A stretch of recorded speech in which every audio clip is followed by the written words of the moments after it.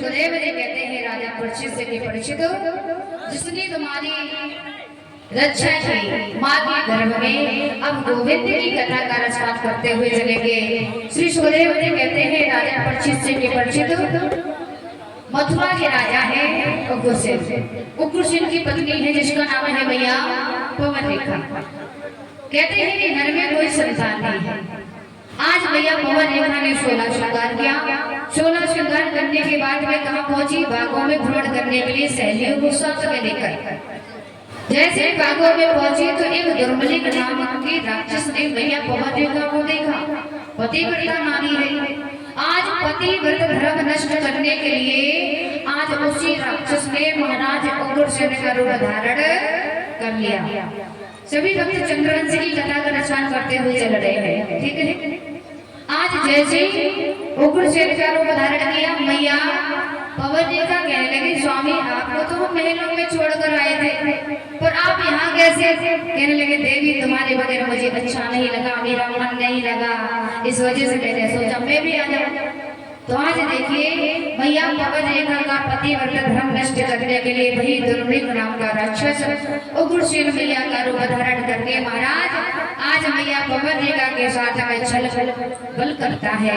आज मैया पवन रेखा का पतिव्रत धर्म नष्ट कर देता है और जैसे पतिव्रत धर्म नष्ट किया अपने राक्षस रूप में आ गया। मैया पवन रेखा ने कहा अरे दुष्ट तूने मेरे पतिव्रत धर्म को नष्ट कर दिया, अगर मुझे पहले पता होता तो तुझे जलाकर नष्ट कर देती। उग्रसेन के रूप में दुर्मलिक नाम का राक्षस जो है ना कहने लगा अरे पवन रेखा तेरे घर में कोई संतान नहीं थी, मैंने तो तेरी गोद भर दी, जा ऐसे संतान होगा जिससे देवता भी भयभीत होंगे, देवता भी डरेंगे। तो आज भैया पवन रेखा कहने लगे दुष्ट की संतान दुष्ट ही तो होगी। आज महाराज कहते हैं भैया पवन रेखा ने किसी को कोई बात नहीं बताई, घर चुपचाप लौटकाई। समय व्यतीत हुआ, एक पुत्र का जन्म हुआ। जन्म लेते ही बड़े बड़े अजगर होने लगे। सूखी डाल पे कागा बोल रहा है, बिल्लियां रो रही है, कुत्ते रो रहे हैं। उस आज पुत्र को लेके उग्रसेन यमुना में बहा देते हैं। श्री सुखदेव जी कहते हैं राजा परीक्षित से कि परीक्षित देवमणि जो राजा है, देवमणि राजा जो है ना ये भी चंद्रवंश में ही है। इनकी 2 पत्नियां हैं। एक पत्नी से सूरसेन का जन्म हुआ और एक पत्नी से 2 पुत्र का जन्म हुआ, अर्जुन और परजन का। आज जैसे यमुना में जब पुत्र को बाहर कर आए तो सूरसेन यमुना में स्नान करने गए थे। उन्होंने बालों को देखा तो सूरसेन उस पुत्र को लेकर घर आया। उस पुत्र का लालन पालन किया। जब थोड़ा समझदार हुआ उस पुत्र का नाम रखा गया है कंस। क्या रखा गया महाराज? कंस। जब बड़ा हुआ समझदार हुआ पता चला कि मैं सूरसेन का पुत्र नहीं हूँ, मैं उग्रसेन का पुत्र हूँ, उसी समय रात्रि में उठकर चला गया। भगवान भोले बाबा की अखंड तपस्या की, भगवान भोले बाबा प्रसन्न हुए तो एक धनुष दिया कंस को, एक धनुष दिया। कहा बेटा तुम्हारी तपस्या से हम प्रसन्न हैं, इस धनुष को ले जाओ और जो भी इस धनुष को तोड़ देगा वही तुम्हें जान से मार देगा। उस धनुष को लेकर कहाँ आ जाते हैं? मथुरा में।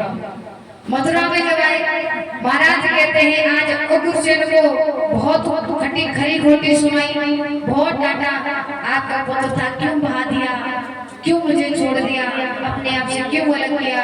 तब श्री सुखदेव जी कहते हैं कि सूरसेन के जो पुत्र हैं जिनका नाम है वासुदेव जी, बटेश्वर के रहने वाले वासुदेव जी आज कंस की चचेरी बहन है जिसका नाम है भैया देवकी। आज देवकी विवाह की योग हुई तो इधर माता पिता को चिंता हुई। कंस कहने लगा हम अपनी बहन का विवाह बटेश्वर के रहने वाले वासुदेव जी के साथ में करेंगे। तो इधर शीघ्र ही पत्रकार को लिखा था आप बारात लेकर आइए, हम अपनी बहन का विवाह आपके साथ में करेंगे। वासुदेव जी की कितनी पत्नियां हैं मालूम है? 7। बड़े सुंदर शब्दों में कहा गया है गौरवी रोहिणी भद्रा मदरा इलालोचना देवी। श्री सुखदेव जी कहते हैं देवकी जो है ना ये सबसे छोटी पत्नी है, सात पत्नियों में सबसे छोटी मैया देवकी है। मैया रोहिणी जो है ना, ये भी वासुदेव जी की पत्नी है। मैया गौरवी भी वासुदेव जी की पत्नी है। भद्रा, मदरा, लोचना, इला ये वासुदेव जी की पत्नियां हैं। सबसे छोटी मैया देवकी है और देवकी का विवाह वासुदेव जी के साथ में विधि विधान से संपन्न होता है। और विदाई का जब समय आता है तो कंस कहता है अपनी बहन को रथ में बैठा के खुद ही छोड़ने जाएंगे। पिताजी कहने लगे जैसे बेटा तुम्हारी इच्छा। आज देखिए रथ में बैठा के मैया देवकी को विदा करने जा रहे थे।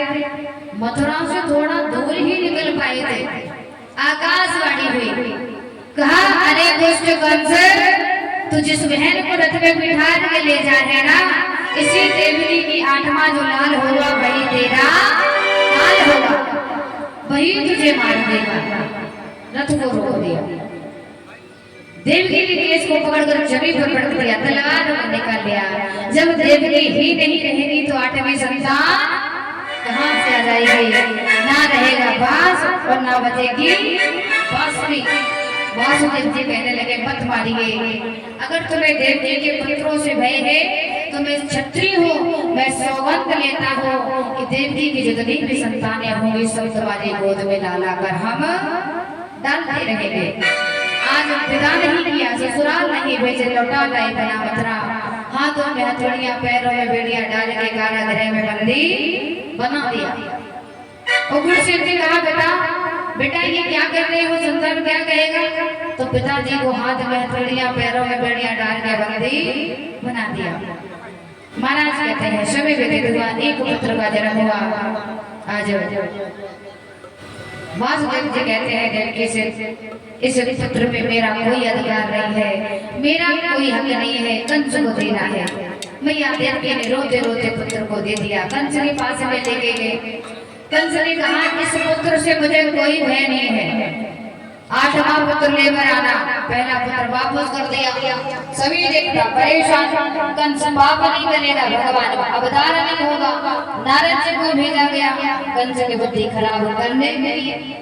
और जब नारद जी आए ना महाराज, नारद जी कहने लगे कंस महाराज तो बड़े भोले हो। क्या कहा?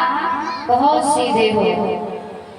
कहा तुमने पहले पुत्र को भेज दिया, अरे कहीं आठवां ही पहला हुआ और फिर तुम क्या करोगे? तब तक तुम्हारा काल बड़ा हो जाएगा। कहा यहाँ से गिनो तो ये पहली ये लास्ट, और यहाँ से गिनो तो ये पहली ये लास्ट। कहा कौन पहला कौन आठवां? बुद्धि को घुमाया, कहा जाओ उस पुत्र को मार दो। श्री सुखदेव जी कहते हैं एक नहीं, दो नहीं, तीन नहीं, चार नहीं, पांच नहीं, 6 पुत्रों को मार दिया। 7वां गर्भ आया, योग माया से मैया रोहिणी के गर्भ में प्रवेश करवा दिया। अब तो 8वां गर्भ आने वाला है।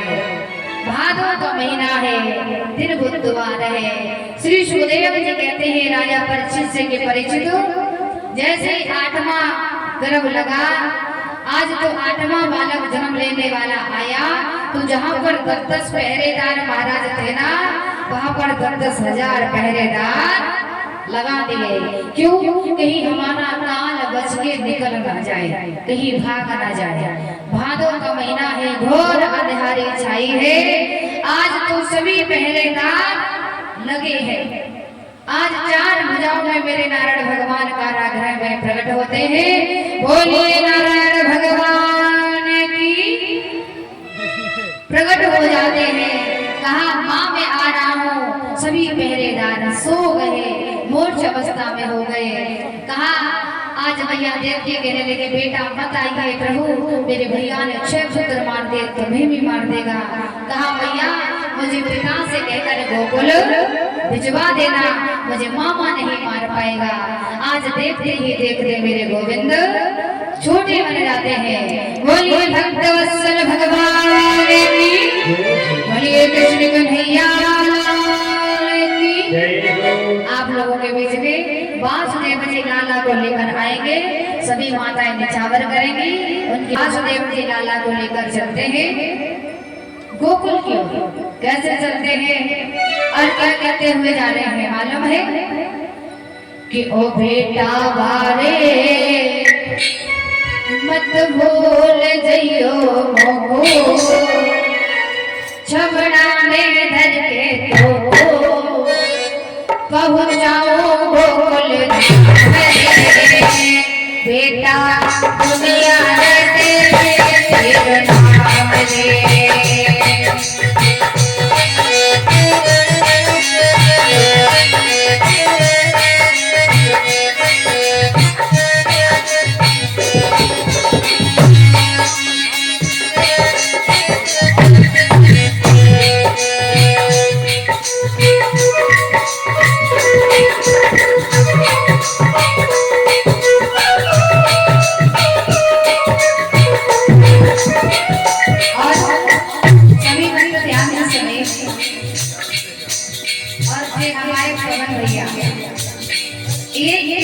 से आए हैं मलिया सुनी नहीं मलिया ये हमारे पुराने परिचय है।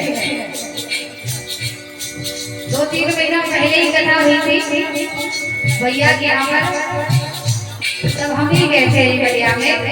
तो इनको पता चला कि हम आए हैं तो देखो ये हमसे मिलने आए हैं। ये भक्तों का भाव है और जिनको किसी से लगाव होता है प्रेम होता है वो तो आ ही जाता है।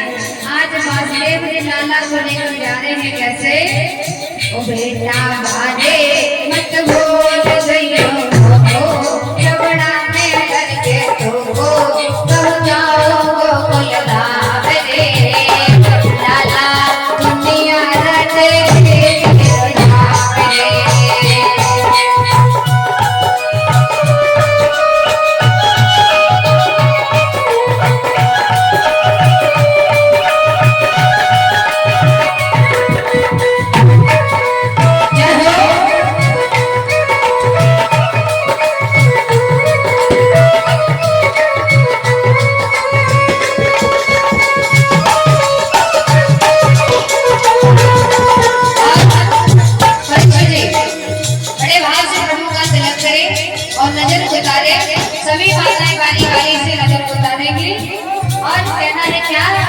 छबड़ा में घर करके रहते गनाए गोकुल में पहुंचाए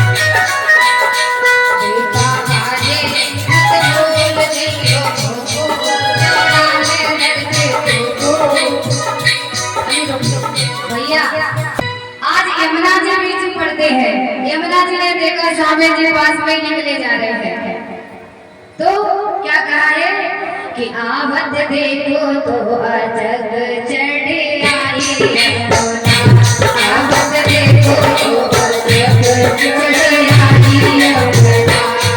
चढ़े आई यमुना चढ़े आई